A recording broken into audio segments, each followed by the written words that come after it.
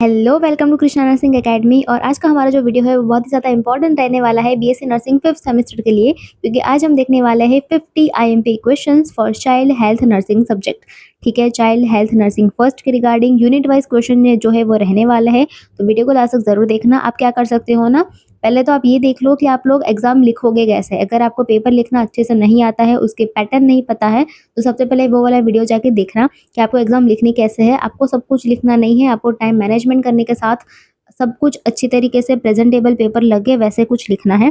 ठीक है, और इसमें यूनिट वाइज क्वेश्चन मैंने बताया है, वो सारे क्वेश्चन आप ना एक कॉपी में लिख लीजिए, और एक एक क्वेश्चन लिखने के बाद उसके रिगार्डिंग पूरी पूरी एक ही बुक में ये सारे क्वेश्चन के आंसर लिख लीजिए, ताकि जब भी आपकी एग्जाम हो सबसे अगले दिन आप क्या करोगे, यही जो बुक है आप वही पढ़ोगे।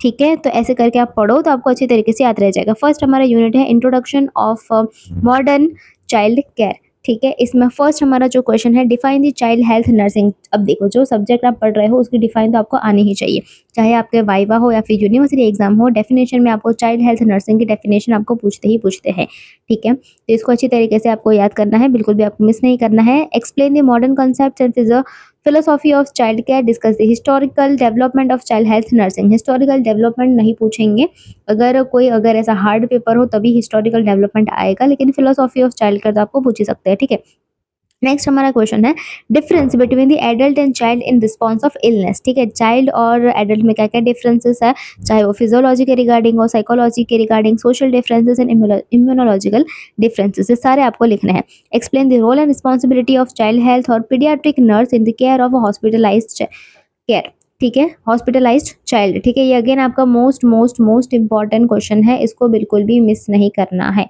ठीक है, चाइल्ड हेल्थ नर्सिंग आप जो पढ़ रहे हो, आप एक नर्स के तरीके भी आप वर्क करने वाले हो आगे, तो नर्स के रिगार्डिंग तो आपको सब कुछ आना ही चाहिए। नेक्स्ट हमारा है, explain the impact of hospitalization on the child and family. Again most important, discuss the emotional, psychological and behavioural effects and nursing measure to reduce the stress. Explain the principles of communication with children of different age groups. Communication आपको आ सकता है, communication आपको normally पता होगा, उसके regarding define भी आपके आ सकती है। Explain the grief and bereavement in children. ठीक है, ये भी आपको अच्छी तरीके से देखना है, उसमें भी नर्स का क्या रोल है वो भी आपको अच्छी तरीके से देखना है। Explain the hospital environment for the sick child and discuss the principles of child friendly hospital care. ठीक है, ये भी अच्छी तरीके से आप लोग देख लेना ये वाला क्वेश्चन भी। और हाँ, एक बात और, अगर कोई भी क्वेश्चन आपको समझ में नहीं आ रहा है, उसके आंसर आपको समझ में नहीं आ रहा है, तो मुझे ज़रूर बताना, मैं उसके रिगार्डिंग एक अच्छे से वीडियो लेके आऊँगी, ताकि आप लोग अच्छे से एग्जाम दे पाओ और बहुत ही अच्छे मार्क्स से पास हो जाओ। ठीक है, explain the principles of pre operative and post operative nursing care of infants and children. Explain the preventive pediatrics, discuss the concepts, objectives and role of preventive measures in child health. 10th हमारा है, explain the child morbidity and mortality, discuss the major causes of morbidity and mortality during the infancy, early childhood and late childhood and preventive measures. ठीक है, आपको morbidity क्या है, mortality क्या है, ये सब कुछ तो पता होना चाहिए। मोर्टालिटी आपकी डेथ रेट है और मॉर्बिडिटी जो है वो आपकी डिजीज रेट है। ठीक है, अब आ गया हमारा जो है यूनिट सेकंड, जो कि आपका है द हेल्दी चाइल्ड और ग्रोथ एंड डेवलपमेंट। ठीक है, ग्रोथ एंड डेवलपमेंट की डेफिनेशन आपको पूछते ही पूछते हैं। ठीक है, ग्रोथ एंड डेवलपमेंट आपको आना ही चाहिए, ये आपके लिए बहुत ही ज़्यादा इंपॉर्टेंट है। उसके प्रिंसिपल पूछ सकते हैं, उसके फैक्टर्स जो है affecting the growth and development वो भी पूछ सकते हैं। ठीक है, explain the normal growth and development of child from birth to the adolescence. Next हमारा है, describe the physical, motor, language, cognitive, emotional and social development of infant, toddler, preschooler, school age child and adolescence. ठीक है, ये भी आपको अच्छी तरीके से देखना है, सारा कुछ आपकी बुक में दिया ही हुआ है। ठीक है, तो अच्छी अच्छी तरीके से आपने इसको अच्छी तरीके से याद कर लेना। Explain the developmental theories of children with the special reference to the Freud की, एरिक्सन की, जिन पाइगेट की, कॉलबर्ट की, ये सारे थ्योरीज तो मुझे नहीं लगता कि इस बार इतना आएगा। ठीक है, लेकिन अगर आपने एक बार देखा हुआ हो तो आपके लिए इंपॉर्टेंट है। ठीक है, नेक्स्ट आपका रहने वाला है, explain the nutritional needs of infants and childrens at the different stages of growth and development. Nutritional आपका कितना इंपॉर्टेंट है, हम सबको पता है। ठीक है, उसमें पीईएम आपका आ जाता है। ठीक है, पीईएम में भी उसके जो दो दो टाइप्स है, क्वेश्चन मरासमस, ये भी आप लोग लिख सकते हो उसमें। Explain the breast feeding. Breast feeding कितना इंपॉर्टेंट है सबको पता है। जब भी आप ब्रेस्ट फीडिंग वाला टॉपिक लिखो तो मेक श्योर कि आप ना, वो एक सिंपल से एक डायग्राम आता है ब्रेस्ट फीडिंग का, आप सर्च करोगे ना गूगल पे, आपको अच्छी तरीके से मिल जाएगा। उससे क्या होगा ना, आपका जो पेपर है वो बहुत ही ज़्यादा अट्रैक्टिव दिखेगा। ठीक है, और आपको अच्छे से अच्छे मार्क्स मिलेंगे, चाहे आपने कंटेंट भले ही कम लिखा होगा, लेकिन आपने अच्छी तरीके से उसको प्रेजेंट करोगे ना, तो आपके मार्क्स बहुत ही ज़्यादा बढ़ जाएंगे। ठीक है, नेक्स्ट आपका है, what is exclusive breast feeding क्या है, ये हमें पता है। ठीक है, उसके इंपॉर्टेंस क्या है, उसके रिकमेंडेशंस क्या है, वो सब कुछ सब कुछ हमें क्या करना है, अच्छी तरीके से लिखना है। नेक्स्ट हमारा है एक्सप्लेन द सप्लीमेंट्री और artificial feeding in the infant, discuss indication types, advantages, disadvantages, precautions, सब कुछ इसमें लिखना है। Define the weaning and complementary feeding हमारा क्या है, ठीक है, वो लिखना है। बेबी फ्रेंडली हॉस्पिटल इनिशिएटिव्स, ये भी आपका एक इंपॉर्टेंट है, ये तो आपको वाइवा में भी पूछते हैं, इसके रिगार्डिंग भी आप देख लेना। और हाँ, वाइवा के रिगार्डिंग भी मैं अलग से एक वीडियो डाल दूंगी, ठीक है। अगर जब भी आपका ये एग्जाम खत्म हो तो वाइवा वाला वीडियो भी देख लेना। जैसे ही एग्जाम खत्म हो सबसे पहले वो काम करना कि वो देख के एक अच्छी तरीके से आप नोट्स बना लो, ताकि आपको आगे जाके प्रॉब्लम ना आए वाइवा में भी। Explain the different types of play in children, yes, play is another most important topic, ठीक है। प्ले जो है उसमें आपको टाइप्स पूछे जाते हैं, प्लेइंग मटेरियल्स आपको पूछे जाते हैं। Discuss the need of normal child at different stages of development, explain the parental guidance for infant, toddler, pre Schuler child, ठीक है, ये भी आपको अच्छी तरीके से आना चाहिए। नेक्स्ट हमारा है nursing care of neonate, third हमारा जो है यूनिट उसमें है नर्सिंग केयर ऑफ न्यूनेट, जिसमें आपका इंपॉर्टेंट है डिफाइन द न्यूबॉर्न और neonate, explain the newborn appraisal assessment immediately after the birth. ये आपका इंपॉर्टेंट है कि न्यूबॉर्न का जो असेसमेंट होता है आफ्टर द बर्थ, ठीक है, newborn assessment after the birth, ये आपको बहुत ही ज़्यादा इंपॉर्टेंट टॉपिक है। आपके वाइवा में भी पूछते हैं कि कौन से पैरामीटर्स जो है वो आफ्टर द बर्थ जो है वो चेक किए जाते हैं, ठीक है। नेक्स्ट आपका है एसेंशियल न्यूबॉर्न केयर, ये भी आपका एक मोस्ट इंपॉर्टेंट है। न्यूबॉर्न केयर में ये सारे आपके इंपॉर्टेंट है, ठीक है। अब न्यूबॉर्न के असेसमेंट में क्या क्या इंक्लूड होता है ना, वो यहाँ पे लिखा हुआ है। जनरल फिजिकल असेसमेंट में क्या क्या इंक्लूड होता है, वाइटल साइन में क्या, वेट, लेंथ, उसमें head circumference, chest circumference, gestational age क्या होती है, अबगार स्कोरिंग आपको चेक करना होता है, ठीक है, after the birth of newborn. तो वो सब कुछ अबगार स्कोरिंग तो आपका मोस्ट मोस्ट मोस्ट इंपॉर्टेंट है। आपके वाइवा के रिगार्डिंग आपका अबगार स्कोरिंग जो है वो मोस्ट इंपॉर्टेंट है, ठीक है। तो इसको बिल्कुल भी आपको मिस नहीं करना है, इसको बहुत अच्छी तरीके से याद करना है। नेक्स्ट आपका है अबगार स्कोरिंग, अभी जैसे मैंने आपको बताया उसके कंपोनेंट्स हो गए, उसके स्कोरिंग की बात हो गई। नेक्स्ट आपका नियोनेटल रिसक्सिटेशन, ये भी आपको देखना है कि कितने रेशियो जो है वो हम करते हैं, कौन से फिंगर्स, कौन सा थंब हम यूज़ करते हैं, वो सब कुछ इसमें देखना है।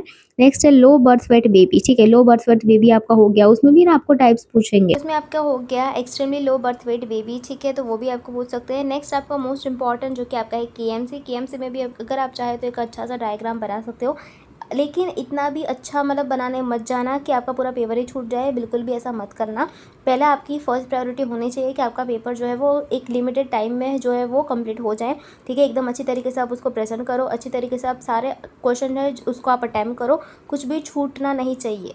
अगर आपके पास टाइम बचे तो ही आप ये सब करने बैठना, वरना आपका पूरा पेपर छूट जाएगा, ऐसा बिल्कुल भी मत करना, ठीक है। नेक्स्ट हमारा जो है मोस्ट इंपॉर्टेंट जो कि आपका है nursing management of neonatal hyperbilirubinaemia और हमारा है जॉन्डिस, ठीक है। जॉन्डिस इसके रिगार्डिंग मैंने एक अच्छी सी वीडियो डाली हुई है, अगर आपको नहीं पता जॉन्डिस क्या है, उसके रिगार्डिंग सम वाइवा क्वेश्चन भी आपको पूछे जाते हैं, जो आप इस पूरी वीडियो में आपको पता चल जाएगा, ठीक है। नेक्स्ट हमारा है नियोनेटल हाइपोथर्मिया क्या है वो आपको दिखाना है, मतलब आपको अच्छी तरीके से याद करना है। नियोनेटल इन्फेक्शन या फिर नियोनेटल सेप्सिस क्या है उसके रिगार्डिंग सब कुछ लिखना है। नेक्स्ट हमारा है नियोनेटल सीजर्स, ठीक है, वो भी आपको अच्छी तरीके से याद करना है। नेक्स्ट हमारा है रेस्पिरेटरी डिस्ट्रेस सिंड्रोम, ठीक है, वो भी अच्छी तरीके से याद करके जाना। नेक्स्ट आरओपी यानी कि हमारा रेटाइनोपैथी ऑफ प्री मैच्योरिटी, इसके रिगार्डिंग भी सब कुछ याद कर लेना है। Organisation of neonatal care unit, कैसे उसको ऑर्गेनाइज करना है ये भी आपको पूछा जाता है। उसमें डिफरेंट लेवल्स और टाइप्स ऑफ नियोनेटल केयर, ठीक है, लेवल्स ऑफ नियोनेटल केयर ये भी आपको पूछा जाता है, different levels and types of neonatal care units, ठीक है, ये भी आपको पूछा जाता है। नेक्स्ट आपका है नर्सिंग मैनेजमेंट, जो कि आपका मोस्ट इंपॉर्टेंट,